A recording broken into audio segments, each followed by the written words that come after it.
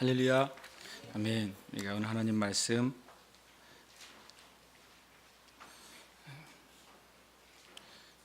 누가복음 1장 20장 1절에서 26절 말씀 꽤 깁니다. 우리가 함께 마음을 다해서 함께 말씀 우리가 봉독하겠습니다. 하루는 예수께서 성전에서 백성을 가르치시며 복음을 전하실새 대제사장들과 서기관들이 장로들과 함께 가까이 와서 말하여 이르되 당신이 무슨 권위로 이런 일을 하는지 이 권위를 준 이가 누구인지 우리에게 말하라. 대답하여 이르시되 나도 한 말을 너희에게 물으리니 내게 말하라. 요한의 세례가 하늘로부터냐 사람으로부터냐? 그들이 서로 의논하여 이르되 만일 하늘로부터라 하면 어찌하여 그를 믿지 아니하였다 할 것이요 만일 사람으로부터라 하면 백성이 요한을 선지자로 인정하니 그들이 다 우리를 돌로 칠 것이라 하고 대답하되 어디로부터인지 알지 못하노라 하니 예수께서 이르시되 나도 무슨 권위로 이런 일을 하는지 너희에게 이르지 아니하리라 하시니라. 그가 또 이 비유로 백성에게 말씀하시기 시작하시니라. 한 사람이 포도원을 만들어 농부들에게 새로 주고 타국에 가서 오래 있다가 때가 이름에 포도원 소출 얼마를 바치게 하려고 한 종을 농부들에게 보내니 농부들이 종을 몹시 때리고 거저 보내었거늘 다시 다른 종을 보내니 그도 몹시 때리고 능욕하고 거저 보내었거늘 다시 세 번째 종을 보내니 이 종도 상하게 하고 내쫓은지라. 포도원 주인이 이르되 어찌할까 내 사랑하는 아들을 보내리니 그들이 혹 그는 존대하리라 하였더니 농부들이 그를 보고 서로 의논하여 이르되 이는 상속자니 죽이고 그 유산을 우리의 것으로 만들자 하고 포도원 밖에 내쫓아 죽였느니라. 그런즉 포도원 주인이 이 사람들을 어떻게 하겠느냐? 와서 그 농부들을 진멸하고 포도원을 다른 사람들에게 주리라 하시니 사람들이 듣고 이르되 그렇게 되지 말아지이다 하거늘 그들을 보시며 이르시되 그러면 기록된 바 건축자들의 버린 돌이 모퉁이의 머릿돌이 되었느니라 함이 어찌 믿냐? 무릇 이 돌 위에 떨어지는 자는 깨어지겠고 이 돌이 사람 위에 떨어지면 그를 가루로 만들어 흩으리라 하시니라. 서기관들과 대제사장들이 예수의 이 비유는 자기들을 가리켜 말씀하심인 줄 알고 즉시 잡고자 하되 백성을 두려워하더라. 이에 그들이 엿보다가 예수를 총독의 다스림과 권세 아래에 넘기려 하여 정탐들을 보내어 그들로 스스로 의인인 체하며 예수의 말을 책잡게 하니 그들이 물어 이르되 선생님이여 우리가 아노니 당신은 바로 말씀하시고 가르치시며 사람을 외모로 취하지 아니하시고 오직 진리로서 하나님의 도를 가르치시나이다. 우리가 가이사에게 세를 바치는 것이 옳으니까 옳지 않으니까 하니 예수께서 그 관계를 아시고 이르시되 데나리온 하나를 내게 보이라. 누구의 형상과 글이 여기 있느냐? 대답하되 가이사의 것이니이다. 이르시되 그런즉 가이사의 것은 가이사에게 하나님의 것은 하나님께 바치라 하시니 그들이 백성 앞에서 그의 말을 능히 책잡지 못하고 그의 대답을 놀랍게 여겨 침묵하니라. 아멘. 오늘 제가 나눌 말씀은 하늘 권위에 대해서 주님이 가르치신 것을 나누려고 합니다. 이렇게 본문이 기니까 많은 분들이 염려하시잖아요. 정직하게 제가 100%가 안 됐어요. 제 녹음기에다가 스마트폰 녹음기에 제 이제 1절부터 26절까지 녹음을 하고 계속 들어요. 나중에 이게 내 소리인지 주님의 소리인지 헷갈려요. 그래서 100%가 안 됐거든요. 여러분이 양해하시면 오늘은 제 말씀을 나누겠습니다. 아니면 기도를 좀 해도 되고. 그래서 대신 오늘까지 제가 100%를 하겠습니다. 지금 오늘부터 이제 시작해서 20장부터는 덩어리가 커요. 우리가 성경을 읽을 때 적당히 읽잖아요. 그러니까 옛날에 성경 일독하려면 하루에 3장, 주일 5장 읽으면 1년에 일독하잖아요. 근데 그렇게 저도 여러 번 읽었거든요. 근데 문제는 내용이 그 장대로 순종하다 보면 내용이 막 중간중간에 토막토막이 나요. 그래서 다음에 읽으면 이게 어디서 시작된 건지 모르는 상태에서 말씀을 그냥 통독을 하는 거죠. 여러분 말씀을 읽으실 때 내용을 기준으로 읽으셔야 돼요. 만약에 어떤 내용이 특별히 이제 신약은 좀 덜한데 구약은 뭐 압살롬의 이야기가 나왔잖아요. 그럼 압살롬 이야기가 끝날 때까지 읽어야 될 거 아니에요, 그죠? 그렇지 않습니까? 근데 압살롬 이야기가 굉장히 깁니다. 10장이 넘습니다. 근데 그럼 만약에 압살롬에 대한 이야기를 읽다가 중간에 멈추면 다음에 이어지잖아요. 그러면 이미 그 말씀의 맥이 끊어져 있어요. 그래서 여러분이 어떨 때는 한 이야기가 짧게 끝날 수도 있죠. 특별히 구약은 한 이야기가 끝날 때까지 말씀을 읽으셔야 돼요, 그날. 물론 이제 여러분이 정한 것도 있겠지만 그래야 하나님께서 그 이야기를 통해 주시는 말씀을 내가 이해할 수 있지 않겠어요? 그래서 십계명 같은 경우도 그 말씀에 대한 어떤 내용이 끝날 때까지는 그날 읽어야 내용이 끝나요. 근데 누가복음 20장부터 24장까지는 덩어리들이 다 커요. 오늘도 보시면 알겠지만 주님이 이제 9절에 보면 이야기가 끝난 다음에 뭐라고 말씀하시니까 이에 대해서 비유를 시작하시잖아요. 그렇죠. 그가 또 비유로 이야기를 시작해요. 앞에 있는 말에 대해서 주님이 비유를 하십니다. 그랬더니 그 다음 단락에 보면 또 이 대제사장과 서기관들이 이 비유가 자기에 대한 것이라고 생각하고 또 얘기가 시작되죠. 결국에는 오늘 이 굉장히 깁니다. 1절에서 26절이 하나의 주제로 실은 예수님과 대제사장, 서기관들 그들과의 대화가 이어져요. 그 대신 내용은 엄청나게 많죠. 우리가 경험상 알 수 있는 것처럼 본문이 길면 설교는 짧아져요. 너무 할 말이 많기 때문에 못해서 짧아집니다. 1절이 굉장히 의미심장한 말씀입니다. 하루는 예수께서 성전에서 가르치시며 복음을 전하셨다고 말씀하세요. 이 본문이 이 말씀이 다른 데 있었으면 이 첫 단어가 별로 의미가 없었을 거예요. 하루는 당연히 그냥 예수님의 사역 중에 어떤 하루가 될 수 있죠. 근데 이 하루는 어떤 하루죠? 이 하루는 예수님의 인생의 마지막 주간의 하루예요. 그렇죠. 주님이 드디어 예루살렘 성에 입성하셨잖아요. 그리고 모든 무리들이 호산나 다윗의 자손이라고 말하면서 예수님을 찬양했어요. 근데 주님이 그 다음에 말씀하셨기 때문에 예수님의 마지막 한 주간 중에 하루예요. 쉽게 말하면 예수님이 죽으시기 며칠 전이에요. 예수님 십자가에 달리시고 또 채찍 맞으시고 고난 받으시고 아주 불법적인 재판을 받으시고 모욕과 수치를 다 받으시고 잔인하게 피 흘리시고 죽으시는 그 주간의 하루예요. 그래서 이 하루는 굉장히 중요한 거죠. 여러분, 제가 이 말씀을 1절을 이렇게 묵상하다가 만약에 내가 내 인생에 딱 일주일 남았다는 걸 내가 알았을 때 나는 하루하루를 어떻게 보낼까? 그 생각을 했어요.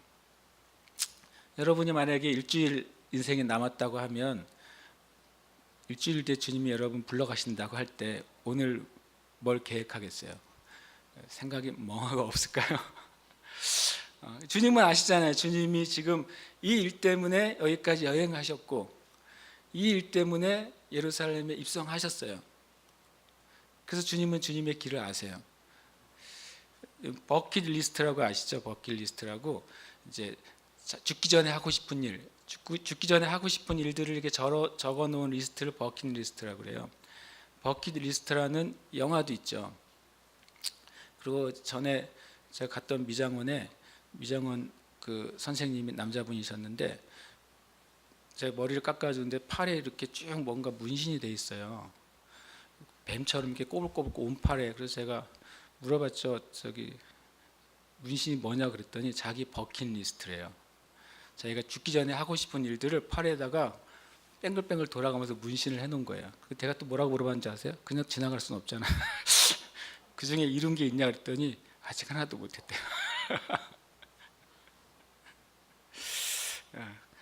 여러분의 만약 인생의 버킷리스트를 적어보라고 하면 죽기 전에 하고 싶은 일 뭐 하고 싶으세요? 그런데 예수님의 버킷리스트는 뭐냐면 죽는 거였어요. 그러니까 인류 역사상 이 땅에 죽기 위한 인생의 목적으로 태어난 유일한 분이 예수님이시죠. 모든 사람은 태어날 때 하나님께서 인생의 목적을 주셨거든요. 아멘이세요? 여러분 한 사람 한 사람의 최고의 인생의 목적을 주셨어요. 그 아름다운 목적이에요. 하나님 그것을 여러분의 삶에 성취되고 그 성취를 통해 하나님의 영광 받으시길 너무나도 원하세요.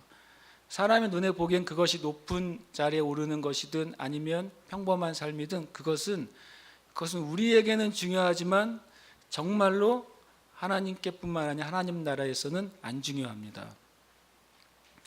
그런데 하나님이 이 땅에 독생자 예수님을 보내실 때 주신 인생의 목적은 죽는 거예요. 진정으로 위대한 삶은 실은 내 인생의 목적의 처음과 끝이 변함이 없는 삶이죠. 그래서 마지막 순간까지 해야 될 일을 충성하는 것이 진정으로 위대한 삶이라고 저는 믿어요. 우리가 흔히 무슨 말하면 목숨을 건다는 말 하잖아요. 목숨을 건다. 근데 그 말을 우리가 때로는 어떤 식으로 이해하냐면 어떤 우리의 기준을 넘어서 무모한 또는 아주 대단한 용기가 있다는 의미로 많이 이해할 때가 있어요. 목숨 걸고 한다고. 근데 실제로는 오히려 이 목숨을 건다고 하는 말은 우리의 인생의 마지막 순간까지 어떤 일에 충성하겠다는 말로 우리는 이해해야 됩니다. 주님은 진정으로 우리의 영혼을 구원하시기 위해서 목숨을 거셨죠. 예수님은 목숨을 걸고 여러분과 저를 살리시기로 결정하신 거예요. 그냥 이성적인 결정이 아니에요. 생명을 건 결정으로 예수님이 우리를 위해서 이 땅에 오셨고 생명을 건 결정대로 십자가에서 죽으셨을 뿐만 아니라 또 이 땅에 진리를 알리는데 예수님은 목숨을 거셨어요. 근데 실은 좀 무거운 말이지만 여러분과 저도 그렇게 살아야 되지 않겠습니까? 우리가 무엇인가에 목숨을 걸잖아요. 많은 사람들이 잘 먹고 잘 사는 데 실은 목숨을 걸고 있죠. 우리가 예수 믿으면서도 잘 먹고 잘 사는데 목숨 걸 수 있어요. 그죠? 최선을 다한단 말이에요. 그게. 우리가 진짜로 내 인생에 목숨 걸어야 될 일, 다른 말로 하면 내 삶에 마지막까지 충성해야 될 일을 알고 있어야 됩니다. 또 그것을 아는 사람은 오히려 굉장히 행복한 사람이에요. 그 일 자체가 행복하지 않을 수는 있어요. 괴로울 수도 있어요. 그렇지만 그 사람은 진짜로 행복한 사람이에요. 이 대제사장하고 서기관하고 장로들이 예수님께 찾아왔잖아요. 이 대제사장, 서기관, 장로들은 가만히 살펴보면 대제사장과 서기관들은 사두개인들인데요. 이들은 어떻게 보면 종교적인 지도자들이에요. 영적인 지도자들이죠. 그리고 장로들은 이스라엘의 그 장로들은 71명인데 71명인데 그들은 산헤드린 공회의 장로들은 이스라엘의 정치적인 모든 것의 결정권을 가지고 있는 정치적인 지도자들이에요.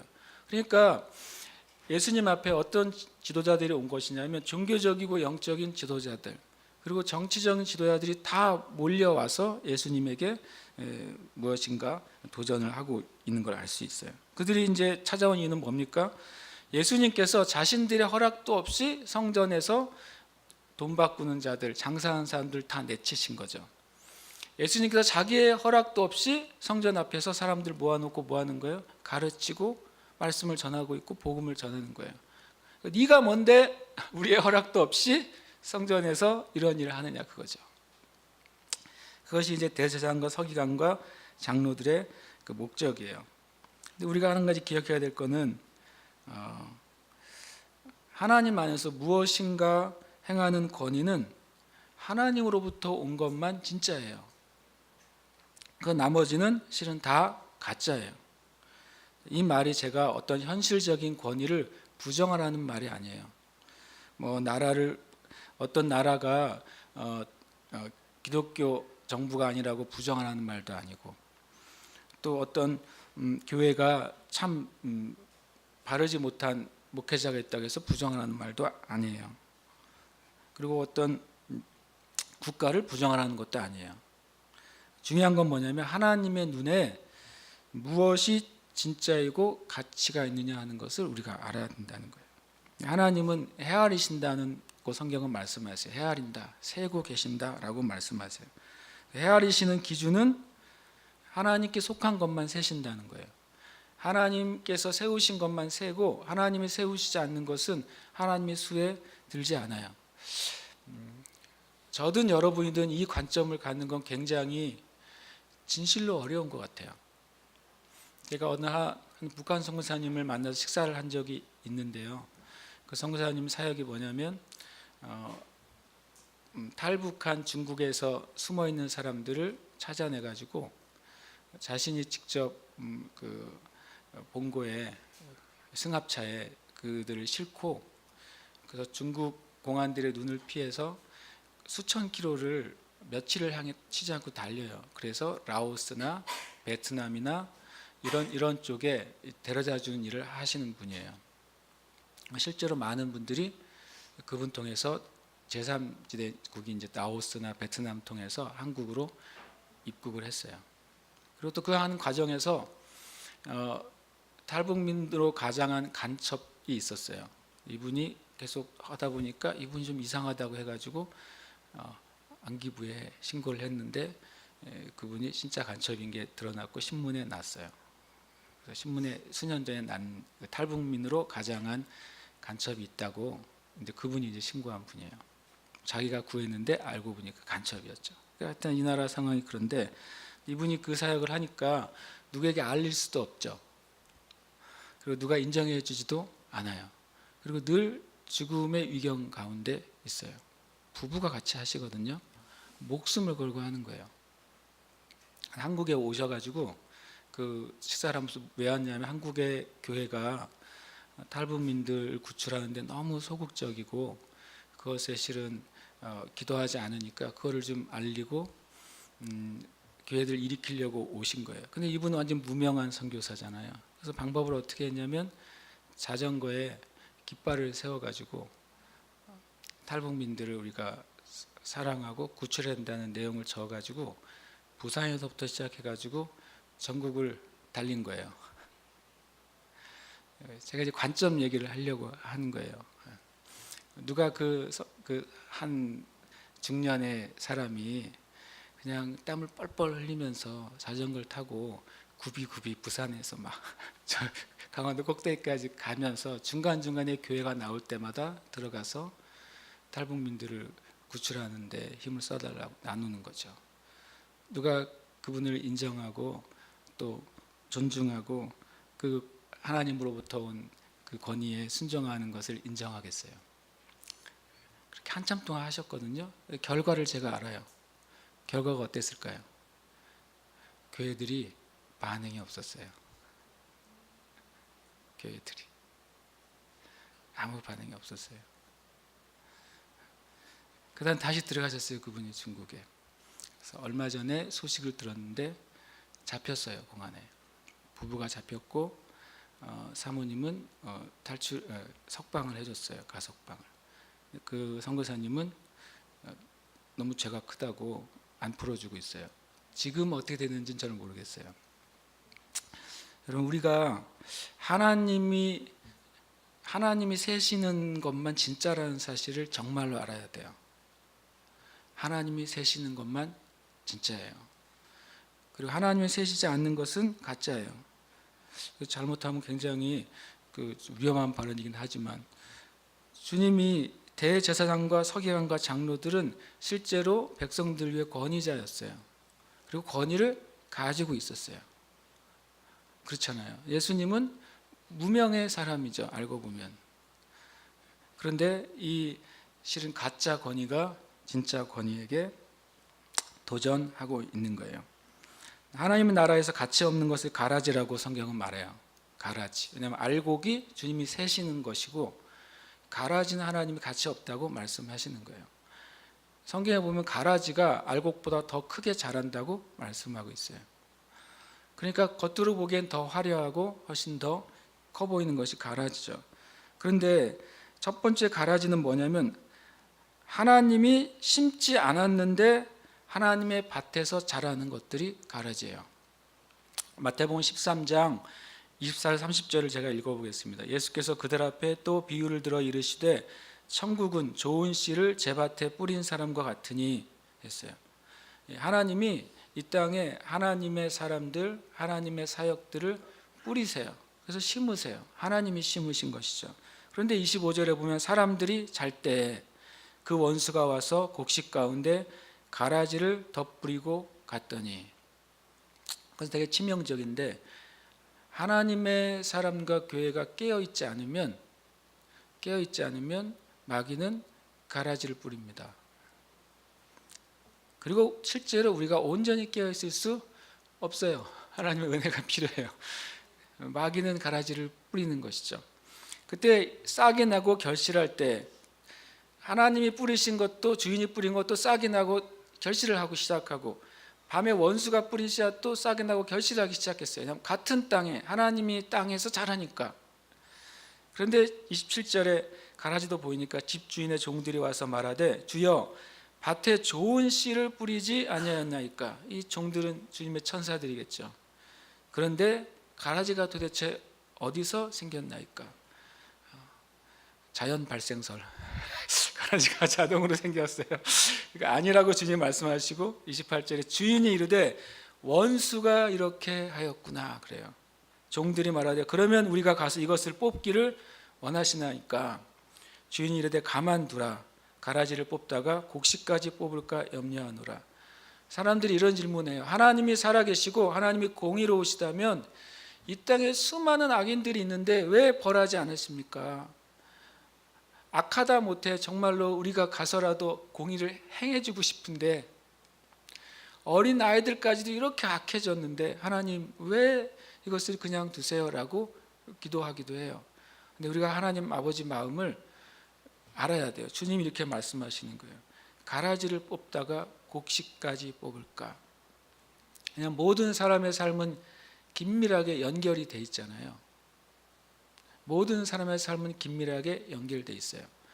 만약에 우리나라의 어느 한 대기업이 아주 악덕 기업이에요. 그러면 그 악덕 기업을 다 쳐버리면 어떻게 될까요? 그러면 이 나라의 경제의 공의가 살아날까요? 아니라는 거예요. 악덕 기업 밑에 있는 수만 개의 중소기업과 수만의 실은 노동자들은 실은 굉장한 큰 어려움에 처한다는 거예요. 참 그래서 성경에서 말씀하신 대로 모든 영역에 있어서 순결함과 지혜가 필요해요. 모든 영역에 있어서 우리 개인의 삶에 있어서도 순결함도 필요하고 지혜도 필요하고, 이 나라의 큰 차원에 있어서도 순결함도 필요하고 지혜도 필요해요. 주님도 그러세요. 가라지를 뽑다가 곡식까지 뽑을까 염려하느라 그냥 두라고 말씀하세요. 30절에 같이 한번 읽어볼까요? 시작. 둘 다 추수 때까지 함께 자라게 두라. 추수 때 내가 추수꾼들에게 말하기를 가라지는 먼저 거두어 불사르게 단위로 묶고 곡식은 모아 내 곡간에 넣으라 하리라. 아멘. 하나님의 공의가 반드시 있습니다. 여러분과 저는, 예수님을 믿는 사람은 하나님의 공의를 믿어야지만 믿음으로 살 수 있어요. 하나님의 공의를 믿지 않으면 어떻게 우리가 주님을 위해 억울한 일을 당하면서도 견디겠어요? 주님을 위해 핍박을 받으면서도 견디겠어요? 주님 나라를 위해 오해를 받으면서도 어떻게 견디겠어요? 여러분과 제가 하나님의 공의를 진짜로 믿어야 진짜로 복종할 수 있어요. 하나님은 이렇게 하시겠다고 말씀하시는 거예요. 두 번째 가라지는 하나님의 뜻을 따라 하지 않는 모든 것들이에요. 하나님이 세지 않는 것들이에요. 마태복음 7장 21절, 제가 올리진 않은 제가 읽겠습니다. 마태복음 7장 21절에 나더러 주여 주여 하는 자마다 다 천국에 들어갈 것이 아니요 다만 하늘에 계신 내 아버지의 뜻대로 행하는 자라야 들어가리라. 그날에 많은 사람이 나더러 이르되 주여 주여 우리가 주의 이름으로 선지자 노릇하며 주의 이름으로 귀신을 쫓아내며 주의 이름으로 많은 권능을 행하지 아니하였나이까 하리니 그때 내가 그들에게 밝히 말하되 내가 너희를 도무지 알지 못하니 불법을 행하는 자들아 내게서 떠나가라 하리라. 주님이 말씀하세요.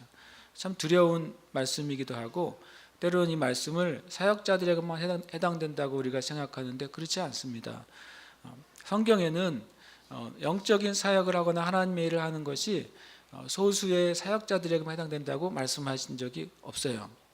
신약의 성도들은 모두 다 택하신 족속이고 왕같은 제사장이고 거룩한 나라고 하나님의 아름다운 덕을 선전하기 위해서 보냄받은 하나님의 종들로 부르셨어요. 아멘이십니까? 그렇다면 우리가 주님을 위해 하는 일이 여기서 보면 권능도 행하고 선지자 노릇도 하고 귀신을 쫓기도 해요. 그런데 예수님 마지막에 그것을 수를 세시지 않을 수도 있다고 말씀하시는 거예요. 열심히 했는데 주님이 안 쳐주시면 엄청 억울하잖아요. 실은 억울한 게 아니라 두렵죠. 주님이 아버지의 뜻대로 하는 것만 내가 쳐주겠다 그랬어요. 내 말을 듣고 하는 것만 내가 수로 쳐주겠다.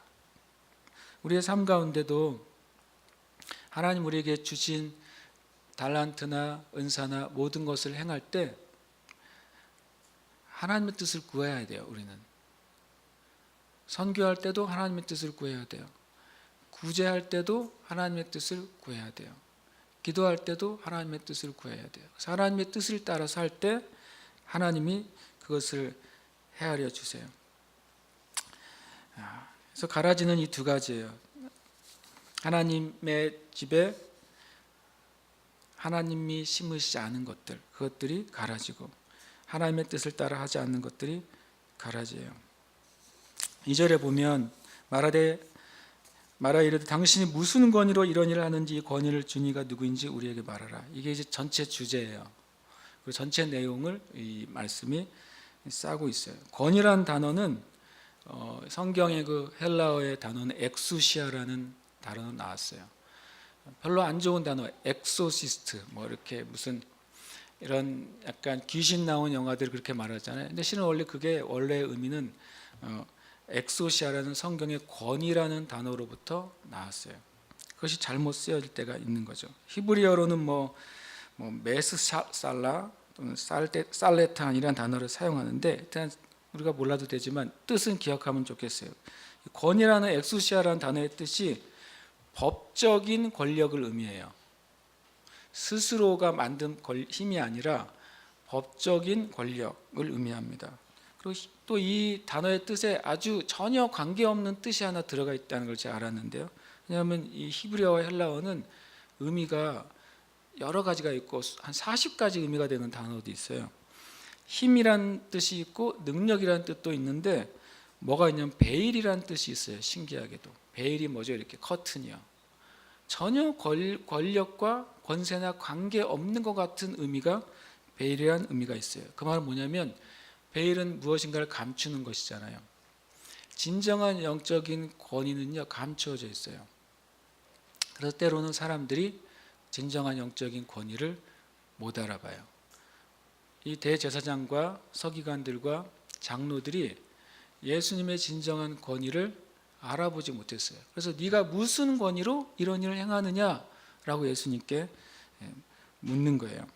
그래서 우리가 권위에 대해서 한 4가지 정도를 알았으면 좋겠어요. 첫 번째로는 권위는 어떤 대상에 한정되어 있어요.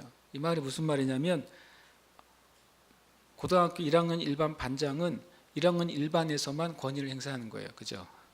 2반 가면 맞아요. 2반 가서 반장 짓을 했다간 맞는 거죠. 무슨 말인지 아시겠죠? 권위는 대상에 한정돼요. 그게 권위의 기본적인 속성이에요. 그래서 뭐 예수님의 성전에 어떤 권위가 있는지 이들이 알지를 못했어요.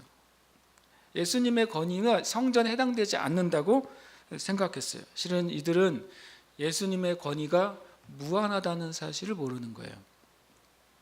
그리고 두 번째로 권위의 속성이에요. 모든 권위는 더 높은 권위로부터 나옵니다. 아까 권위가 무슨 단어라고요? 법적인 권위라고 말씀드렸잖아요. 법적인 그 권위를 가지려면 모든 권위는 더 높은 권위로부터 나오게 되어 있어요. 이들 자신들이 자신들이 성전의 권위자라고 생각했어요. 그런데 자기 말고 권위자가 없다고 생각했는데 예수라는 사람이 성전에서 장사하는 것 뒤집어 엎고 또 자기 마음대로 사람들을 모아서 말씀을 가르치니까 예수님에게 권위가 없다고 생각하셨어요. 그런데 성전의 진정한 권위자는 하나님이시죠. 성전의 주인이시니까. 그리고 그 권위를 예수님께서 이미 받으신 분이라는 사실을 알지 못했어요. 마태복음 12장 6절에 주님이 이런 말씀하세요. 내가 너희에게 이르노니 성전보다 더 큰 이가 여기 있느니라. 주님이 말씀하셨어요. 성전보다, 성전의 권위, 성전의 거룩함, 성전의 위엄, 성전의 모든 목적보다 더 큰 분이 여기 있다. 예수님 자신이 그 성전의 모든 권위 위에 권위자라고 밝히 말씀하셨어요. 그러나 그들이 들을 귀가 없었어요. 그리고 그들이 예수님의 가려져 있는 베일의 권위를 깨닫지 못했어요. 그 다음에 세 번째 권위를 주장하는 것으로 나타나지 않고 실제적인 권위 있는 말과 행동으로 드러납니다. 내가 반장이야 라고 말하면 말할수록 권위는 떨어집니다. 누가복음 22장 27절 이런 말이 있어요. 앉아서 먹는 자가 크냐 섬기는 자가 크냐, 앉아서 먹는 자가 아니냐. 당연히 앉아서 먹고 옆에서 서빙하는 사람이 더 낮은 자라고 보여지죠. 그래서 주님이 권위의 진정한 모습을 보여주세요. 그러나 나는 섬기는 자로 너희 중에 있노라 그러셨어요. 예수님이 더 크신 분이거든요. 예수님이 더 권위를 가지신 분이에요. 예수님이 제자들에게 베드로 가서 물 떠와 요한 가서 뭐 가져와 이렇게 말씀하신 게 아니라 제자들을 앉혀 놓으시고 자기가 떠오시고 자기가 발을 씻으셨어요. 그러니까 진정한 권위를 주장하는 것으로부터 나오지 않고 하나님의 이름으로 섬기는 것으로부터 나와요. 마지막으로 권위에 대한 속성 하나는 뭐냐면요, 이게 참 우리에게 중요한 이슈일 수도 있어요. 인간 관계에서 오는 권위를 하나님으로부터 오는 권위보다 중요하게 여기면 하나님으로부터 오는 권위를 거절하고 배척하게 됩니다. 우리는 사람들 사이에 권위 관계가 형성이 돼요. 나에게 잘해주고 또 내가 어려울 때 도와주고 나에게 인생의 조언자가 돼주고 영적인 멘토가 돼주고 영적인 보호자가 돼줄 수 있어요. 특히 교회 안에서. 그럴 때 그것은 자연스러운 하나님 나라의 영적인 권위가 세워져요. 그것은 아름다운 거예요. 그런데 다시 말씀드리지만 인간관계에서 오는 권위를 하나님으로부터 오는 권위보다 중요하게 여기면 하나님으로부터 온 권위를 배척합니다. 하나님으로부터 온 권위를 낮게 봅니다. 교회에 많은 분란과 많은 나눔을 마귀가 조장하는 방법이 이거예요. 그것을 통해서 마귀는 교회를 나눠요. 그리고 하나님으로부터 온 권위를 실은 끌어내리죠. 우리가 주님 앞에 이 권위의 네 가지 기억하시면 좋겠어요. 권위는 대상에 한정되어 있어요. 권위는 더 높은 권위로부터 흘러나옵니다. 권위는 권위 자체를 주장하는 것으로 세워지는 것이 아니라 진정한 권위 있는 말과 행동으로 세워지는 것입니다. 인간관계에서 오는 권위를 하나님으로부터 오는 권위보다 높게 여기면 진짜 하나님의 권위를 우리가 배척하게 돼요. 그것은 저에게도 해당돼요. 여러분에게도 해당돼요. 하나님 앞에 그것을 우리가 세워 나가야 돼요. 3절부터 주님이 이제 대답을 안 해주시고 다시 질문을 하세요. 주님이 엄청 재치 있게 답변을 하시는데 뭐라고 말합니까? 나도 너에게 질문 하나 하겠다 그러면서 요한의 권위가 하늘로부터냐 사람으로부터냐 딱 질문하세요. 요한은 이미 3년 전에 목이 잘려서 죽은 사람이에요. 그죠? 예수님이 등장하시기 전에 이 제사장들과 바리새인들과 서기관들과 장로들이 배척했던 하나님의 사람이 요한이에요. 그리고 요한이 헤롯에게 잡혀서 목이 잘려서 죽임당하니까 얼마나 기뻐했겠어요. 근데 그 주님이 그 요한의 이름을 꺼내 들으시고 그가 했던 그 사역이 하나님으로부터 왔느냐 사람으로부터 왔느냐 물으세요. 그때 자신들이 생각해 보니까 하나님으로부터 왔다 그러면 왜 그를 믿지 않았느냐? 그럼 자신들이 불리해지죠. 사람으로부터 왔다 하면 그러면 이제 요한을 선지자로 여겼던 사람들이 이제 자신들을 돌로 칠까봐 두려워했어요. 참 보면요, 진짜 강한 척하는 사람이 진짜 약해요. 진짜 강하게 보이는 사람이 때로는 굉장히 약한 것을 알 수 있어요. 그래서 이 말씀 읽을 때 그들이 돌로 침을 당할까 두려워하는 것을 볼 때 모세가 생각이 났어요. 모세가 광야에 있을 때 물 없고 먹을 거 없고 전쟁이 날 때마다 이스라엘 백성들이 참 못됐죠.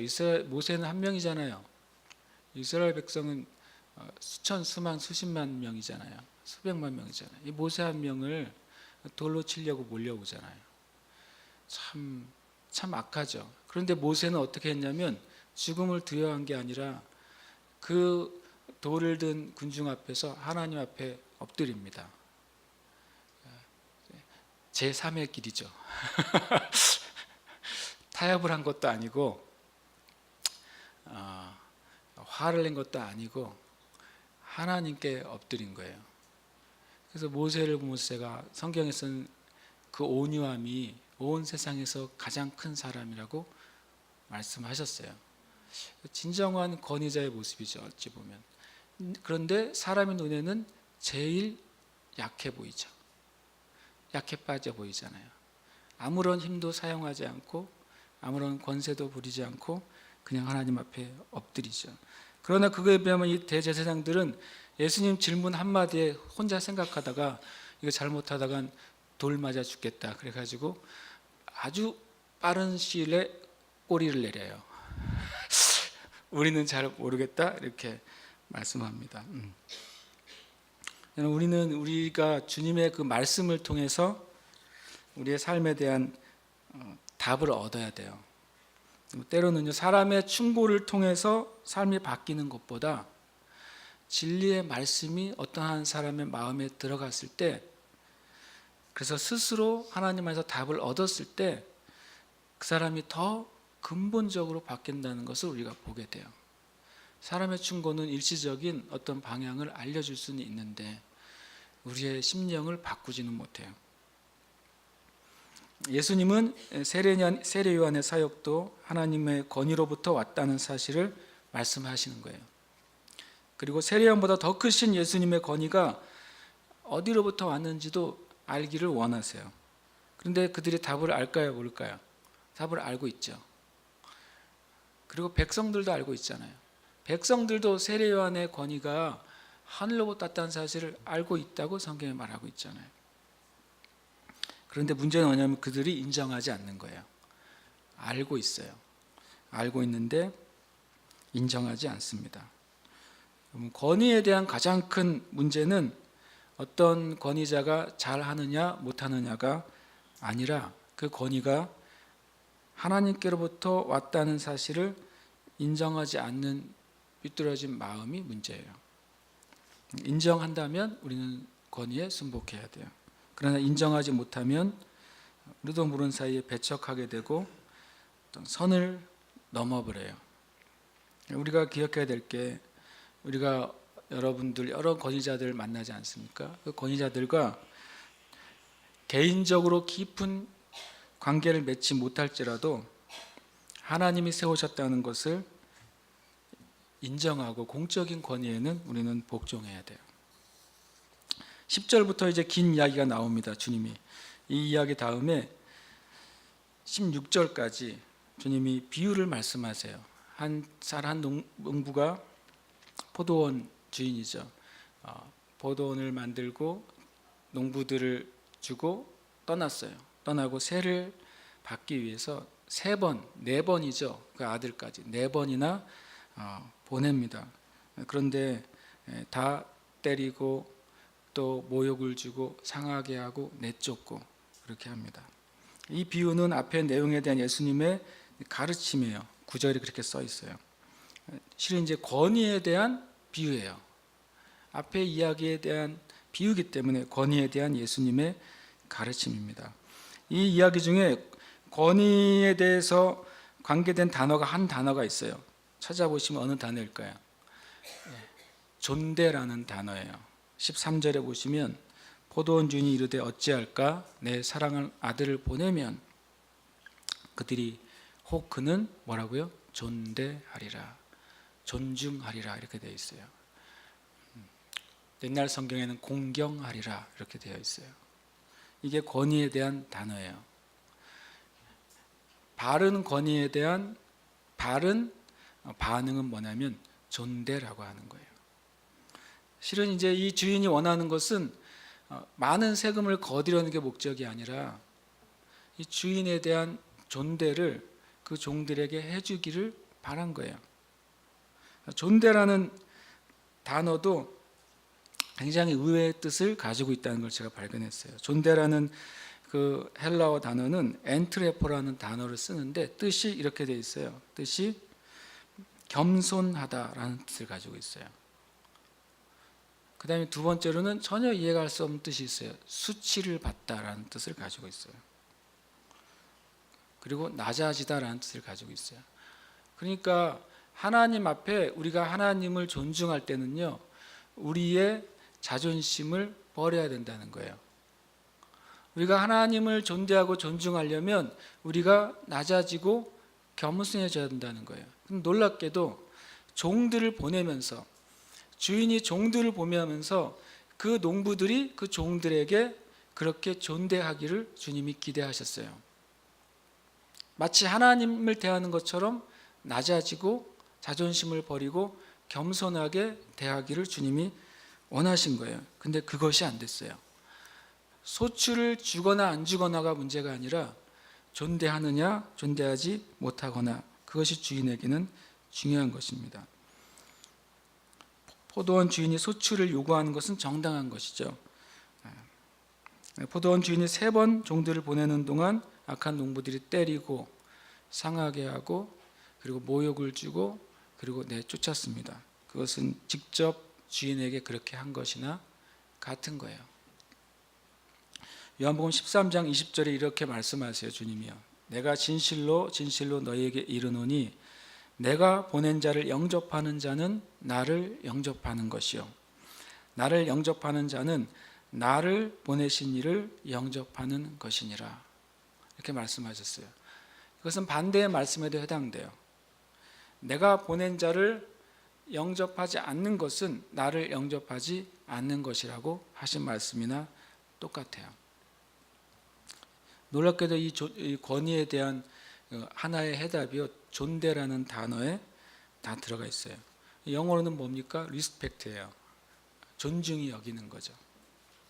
그가 누구이든 하나님의 권위 앞에 우리가 그를 존중히 여기는 것이 존대예요. 요즘 세대를 뭐가 없다고 하는 세대라고 그래요? 권위를 부정하는 세대가 되어버렸다고 합니다. 근데 실상은 권위를 부정하는 세대가 아니라 권위에 대해서 존중하는 방법을 모르기도 하고 그 방법이 바뀌기도 한 거예요. 이 세대라고 누군가를 존경하거나 존중하지 않겠습니까? 근데 진짜로 존중하는 방법을 모르기도 하고 존중하는 방법이 바뀌었어요. 한편으로는 진정한 권위가 세워지지 않았기 때문에 이 세대가 권위를 부정한 세대가 됐어요. 아까 오늘 그 선교사님 얘기를 한번 더 하면, 처음 만났을 때 중국에서 재미있는 일을 겪었대요. 처음에 중국에 갔더니 다른 선교사님이에요. 다른 중국 선교사님이요. 중국 대학생들과 교제를 하는데 처음 만났어요. 중국 대학생을. 자신은 한 40대 같고 중국 대학생은 20대잖아요. 중국 대학생은 자기를 되게 반갑게 맞아주더래요. 물론 교회 안 다니는 친구죠. 그래서 이제 학생회관에서 이렇게 테이블 놓고 서로 앉았어요. 근데 갑자기 그 20살 먹은 중국 대학생이 자기는 40대 그것도 어른이잖아요. 어른한테 뭐라고 말을 하더니 주머니에서 담뱃값을 딱 빼더니 담뱃값을 슉 던지더래요.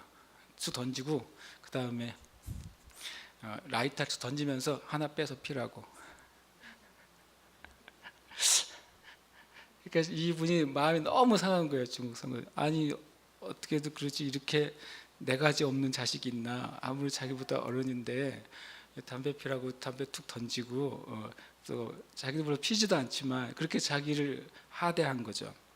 나중에 봤더니 중국 안에 사회주의 교육을 받아가지고 높낮이가 없어진 거예요. 중국 사회가. 그래서 20살 먹은 사람과 40살 먹은 사람도 진짜로 사상적으로 똑같이 대하는 거예요. 여자 남자도 똑같이 대하는 거예요. 그러니까 우리가 보기에는 너무 많이 무너졌다 생각하는 건데, 그 친구는 처음 본 이 40대의 전도자에게 뭐 한 거예요? 친절을 베푼 거예요. 자기의 담배를 나눠 피겠다고 친절을 베푼 거예요. 서로 존중하는 방법이 실은 달랐어요. 그런 부분도 이 세대에 있습니다. 그런데 우리가 한 가지 알아야 될 것은, 진정한 리더가 없으면 진정한 존중도 없어요. 또 한 가지 문제가 있어요. 진정한 리더가 있어도 우리가 뭔가 문제가 있으면 존중할 줄을 몰라요. 특별히 이 농부들이 주인의 종들을 3번이나 그렇게 악하게 대하고 나서 그 아들이 왔을 때 뭐라 그럽니까? 그는 상속자니까 그를 죽이자 그래요. 너무나도 비상식적인 생각 아니겠어요? 그럼 도대체 무엇이 이렇게 진정한 권위가 있음에도 불구하고 그것을 거절할까요? 그 이유는 탐욕이에요. 탐욕. 여러분, 이 세대의 권위가 부정되거나 또 이 땅의 교회들 가운데 영적인 권위가 무너진 원인 중에 하나는 우리의 육신의 탐욕이에요. 우리의 육신의 탐욕이 권위를 부정합니다.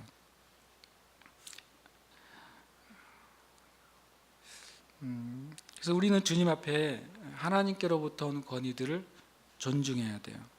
예수님은 부정한 재판을 하는 대제사장에게도 존중하셨어요. 자신을 부정하게 재판을 하는데도 예수님은 존중하셨어요. 나중에 바울을 부당하게 대우하는 대제사장에게도 존중했어요. 그것이 쉬운 일은 아니지만 예수님도 그렇게 하셨고 바울 사도도 그렇게 했어요. 그래서 우리도 그것을 배워야 돼요. 초대교회에 수많은 순교자들이 있지 않았습니까? 수많은 순교자들이 그 로마인들이나 예수님을 박해한 사람들을 볼 때는 너무나도 힘없게, 너무나도 한 번도 반항하지 않고 죽는 사람이었던 거예요. 왜냐하면 그들은, 초대교회 성도들은 모든 권위가 하나님께 속했다고 받아들였어요. 그래서 그 진리에는 순종하지 않지만 권위에는 복종했어요. 일반 유대인들은 로마에게 죽을 때까지 항전했지만 그리스도인들은 항전하지 않았습니다. 우리에게 그런 태도가 있는가, 참 주님 앞에 돌아봐야 돼요. 다시 말씀드리면 권위 부정에 대한 이들의 동기는 탐욕이었어요. 탐욕의 결과가 얼마나 두렵냐면, 첫 번째로는 판단 착오가 일어나요. 그래서 그 종들에게 악한 일을 해요. 두 번째로는 판단 착오로 무엇을 하냐면, 저 주인의 아들을 죽이면 말도 안 되는 일이죠. 이것이 자신들이 될 거라는 엄청난 착오를 하게 돼요. 그래서 결론을 어떻게 냅니까? 살인을 저지릅니다. 그리고 그 자신들의 판단 착오와 살인이, 탐욕 때문에 생긴 판단 착오와 살인이 심판을 불러온다는 사실을 몰랐어요. 여러분, 우리가 탐욕은요, 우리의 눈을 멀게 만들어요. 예를 들어 육적인 것에 탐욕하면 윤리적인 것에 눈이 멀어요. 육적인 것을 우리가 추구하고 육신적인 것을 원하면 윤리적인 것이 우리에게 눈이 멀어서 그것을 선을 넘어가게 돼요. 또 물질적인 것에 대한 탐욕은 법에 눈이 멀게 돼요. 불법을 저질러서라도 물질적인 것을 얻길 원해요. 심지어는 영적인 것에 대한 탐욕은 하나님으로부터 오지 않는 것, 미혹도 눈이 멀게 돼요. 이 탐욕은 여러 가지를 가져옵니다. 우리 안에서 이 탐욕은 또한 하나님의 것을 보지 못하게 하는 것입니다. 주님이 그 다음에 11절 18절에 말씀하십니다. 건축자들의 버린 돌이 모퉁이의 머릿돌이 됐다는 거죠. 굉장히 재미있는 거죠. 건축자들이 쓸모없다고 생각해서 버렸는데, 근데 하나님은 하나님의 집을 세울 때 그들이 버린 돌을 하나님의 집의 머릿돌로 사용하신 거예요. 이 건축자들은 뭐냐면 스스로 유대인들 중에서 장로들, 대제사장들, 서기관들이 스스로를 무너진 이스라엘을 다시 세우는 건축자라고 여겼어요. 그들의 눈에 예수님은 뭐처럼 보여요? 쓸모없는 돌처럼 보였어요. 예수님을 버렸죠. 근데 하나님이 나중에 그 사람들이 세워놓은 그 성전은 허무시고 하나님의 교회, 예수 그리스도의 교회를 세우실 때 예수님이 그 교회의 모퉁이 돌이 되시고 주인이 되게 하셨어요. 그러면서 주님이 그 돌 위에 떨어지는 자는 깨질 것이고 그 돌이 사람 위에 떨어지면 가루로 만들 것이다. 되게 심판적인 말씀을 하세요. 우리가 여러분이든 저든 하나님으로부터 온 권위에 대한 도전은 실은 깨어지거나 가루가 되는 결과를 낳을 거예요. 이 대한민국의 교회도 저는 이 부분에 있어서 주님 앞에 돌이켜야 된다고 믿어요. 하나님으로부터 온 권위에 대한 도전을 하면 안 돼요. 하나님에 대한 도전을 해서는 안 돼요. 예수 그리스도 외에 구원의 진리나 예수 그리스도 외에 구원의 길이 있다는 가능성을 말하는 것은 가장 큰 권위에 대한 도전이에요. 그것은 깨지고 가루가 되는 길이에요. 우리가 주님 앞에 돌이키지 않으면 안 되는 것이죠. 제일 안전한 길이 뭐겠어요? 제일 안전한 길, 이 돌을 놓고 봤을 때 돌 위에 서 있는 것이 제일 안전한 길입니다. 믿음이란 단어의 뜻이 뭐가 있냐면 붙어 있다라는 뜻이 있어요. 두 번째로는 의지한다라는 말이 있어요. 이 진리의 반석이 되시는 그 예수님께 붙어 있고 그 위에 서 있는 것이 제일 안전한 거예요. 거기에 도전하는 것이 바로 주님의 심판을 불러오는 길입니다. 19절부터 20절에 보면 이제 주님이 비유를 말씀하시니까 그래도 눈치는 있어요. 그래서 자기들 보고 하는 말인지는 알아요. 진리에는 눈은 멀었지만 눈치는 있어요. 그래서 자기를 가리켜 말씀하신 줄 알고 즉시 잡고자 했는데 또 역시 사람을 두려워해요. 사람을 두려워해서 하는 짓이 뭐냐면 20절에 보시면 엿보다가 참 그 마귀가 약해요. 여러분 이것을 선포하셔야 돼요. 마귀는 여러분보다 강하지 않습니다. 예수 그리스도로 말미암아 구원받고 보혈로 깨끗하게 되고 성령님이 내주하는 그리스도인보다 마귀는 강하지 않아요. 주님 말씀하셨거든요. 너희 안에 계신 이가 세상에 있는 자보다 크다고 말씀하셨어요. 잡고자 했지만 엿보다가 이제는 어떻게 합니까? 이 다음 말이 중요해요. 예수를 총독의 다스림과 권세 아래 넘기려고 하여 정탐을 보냈다고 그랬어요. 자신들의 종교적인 권위, 자신들의 영적 권위, 자신들의 유대인들 안에 있는 정치적인 권위로는 예수님을 대적할 수 없음을 알고서요, 세상 권세를 가지고 예수님을 대적합니다. 영적인 최고의 타락이 뭔지 아십니까? 영적인 면에서 최고의 타락은 세상 권세를 끌어들이는 것입니다. 그것이 최고의 타락이에요. 바라사도가 이런 말을 했어요. 너희 중에 분쟁이 있을 때 너희에게 그렇게 판단할 능력이 없어서 세상 법정으로 끌고 가느냐 그랬어요. 그게 최고의 타락이기 때문에 그래요. 그래서 뭐라고 말씀하시면 차라리 너희가 손해를 봐라. 차라리 너희가 져라. 그것이 하나님 앞에 옳지 않겠느냐 그랬어요. 이들이 자신의 힘으로 안 되니까 실은 자신들을 지배하고 있는, 실은 오히려 그들이 원수죠. 빌라도 총독의 권위 안에 넣으려고 하고 있어요. 총독의 다스림과 권세는 당시엔 마귀에게 속해 있었어요. 우리가 기억해야 돼요. 모든 권위는 하나님의 영역인데 그 권위자들이 마귀에게 속할 수 있어요. 그래서 마치 이거하고 비슷해요. 예수님을 첫 번째 시험할 때 마귀가 나에게 절하면 모든 권세를 주겠다 그러잖아요.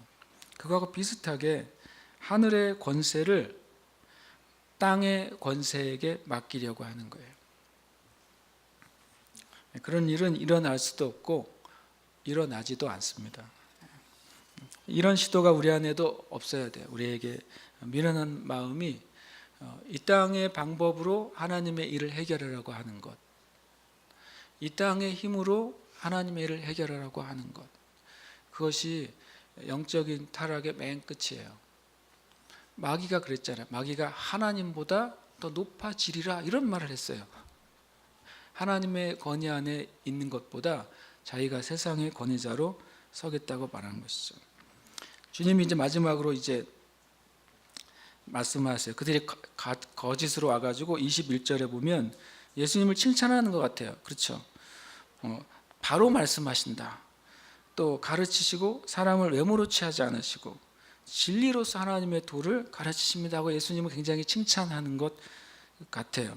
그러나 진정한 칭찬이 아닐 때는 그 속에 항상 뭐가 있어요? 덫이 있어요. 우리도 다른 사람을 진심으로 칭찬해야 돼요. 나의 시기와 질투를 가리기 위해서 칭찬하면 안 돼요. 나의 나쁜 마음을 들키지 않기 위해서 거짓으로 사람을 대하면 안 돼요.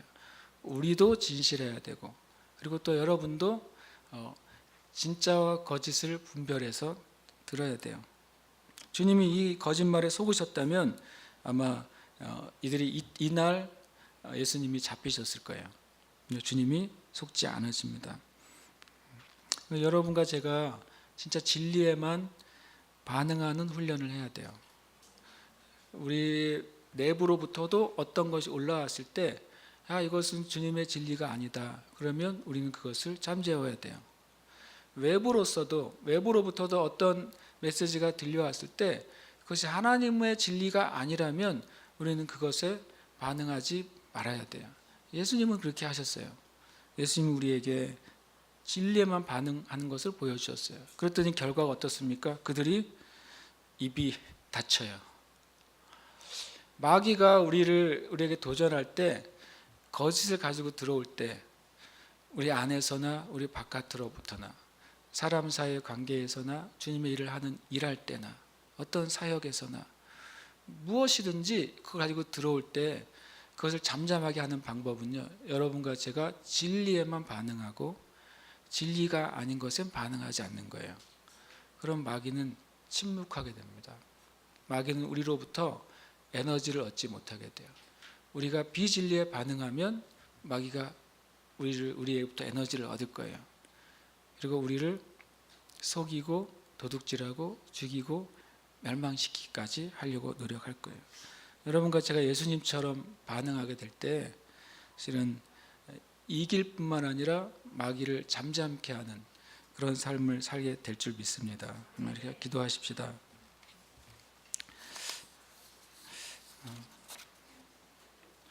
하나님 앞에 기도할 때 계속 주님 저에게 요즘 말씀하시는 건 그 도전은 그거예요. 네가 나의 관점에서 생각하고 말하고 행동할 수 있느냐 그거예요. 그것은 너무 어려운 도전 같아요. 정직하게 내가 누구라고 하나님처럼 생각하고 하나님처럼 말하고 하나님처럼 행동할 수 있겠어요? 그런데도 하나님은 우리에게 계속 그것이 우리의 삶에 가장 좋은 길이라고 도전하십니다. 우리가 주님께 기도하고 싶어요. 단순하지만 이 기도를 하고 싶어요. 주님, 제가 하나님의 마음을 갖고 싶고 하나님의 관점을 갖고 싶고 또 하나님이 행하시는 것처럼 행하고 싶습니다. 내가 부족하고 연약해서 주의 말씀 깨닫지 못할 때도 있고, 또 나의 정과 욕심이 죽지 않은 영역 때문에 하나님의 말씀대로 반응하지 못할 때도 있습니다. 또 내가 부족해서 주님 앞에 순종하지 못할 때도 있습니다. 그러나 하나님 우리 마음을 아시잖아요. 오늘 우리가 하나님께 그 마음을 드리고 싶어요. 하나님, 제가 하나님의 마음을 갖고 싶고 하나님이 말씀하시는 것처럼 말하고 싶고 하나님이 행하시는 것처럼 정말 하고 싶습니다. 은혜를 주시고 우리의 제 마음에 빛을 비춰주시고 깨닫게 해 주시옵소서.